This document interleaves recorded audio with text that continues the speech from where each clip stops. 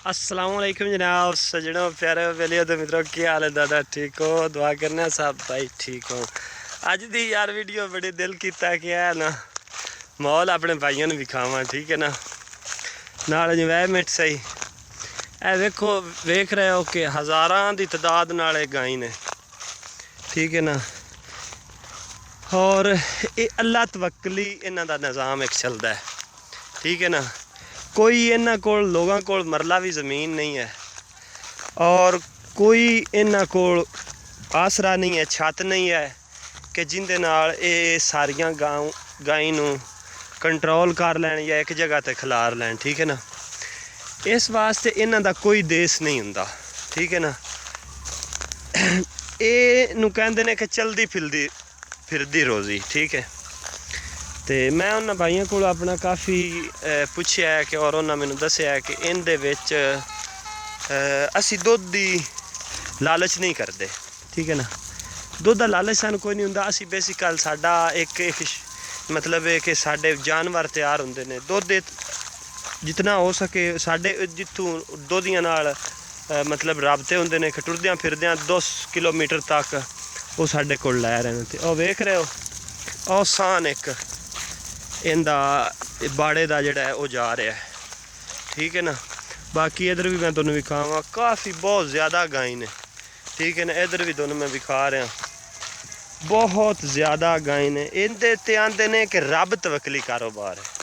वेख लो कि साडे जिमीदारां कोल 10 या 12 जानवर होंदे ने असी 1 किला 2 किले या 1-2 एकड़ असी बीज देने चारा और इन्हां कोल तकरीबन सैकड़ियां के हिसाब नाल गाय ने लेकिन इन्हां एक भी मरला चारे का नहीं बीजते या कोई भी ऐसी चीज़ नहीं। और जानवर कोई भी तुसी वेखोगे ना माशाल्लाह सारे ही जानवर मोटे ने मोटे मतलब अच्छी क्वालिटी दे और मतलब वेखो ना कि तुसी एक जानवर नूं वेखो कि तो तुहाडा दिल राज़ी होएगा। है वेख रहे हो माशाल्लाह एक भी जिहड़ा जानवर है ना जी जेड़े जानवर वेखोगे तुहाडा दिल राज़ी हुंदा है कि वेखो एक चीज़ है कोई भी मतलब है कि उनदे ते कीता जांदा है कि फ़र्ज़ कीता है कोई भी ऐसी चीज़ है उनके हिसाब नाल मतलब चली दा है।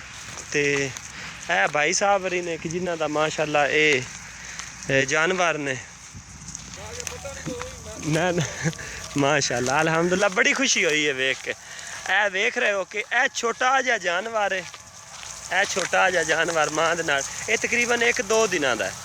तो ये माशाल्लाह इत्थे ही ये मिलिया तो इस तरह ही जड़ा ना आ जा रहा है। वेख रहे हो जानवर ही जानवर ने जेड़े पासे तुसी नज़र मारोगे दोनों जानवर नज़र आउणगे ठीक है ना।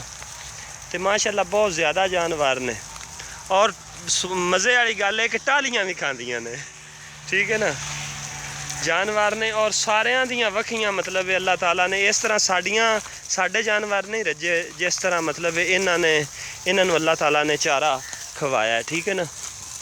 तो यह तुसी वेख रहे हो माशाल्लाह कैसा है सीन है और वेख लो कि टालियां खा रही ने हैं मतलब है कि अल्लाह ताला का एक निज़ाम है निज़ाम इलाही है कि असी समझने कि रोज़ी असी खुद कमा रहे हैं इस इन चीज़ों को वेख्या तसव्वुर कर लियो करो कि ये अल्लाह ताला बड़ा गफूर रहीम है कि वो बगैर किसी आसरे तो भी इतने जानवरों को पाल सकता है ठीक है ना। बगैर किसी छत तो बगैर किसी आसरे तो बगैर किसी पट्ठियां तो वेख रहे हो जानवर टालियां खा रहे हैं माशाल्लाह ठीक है ना।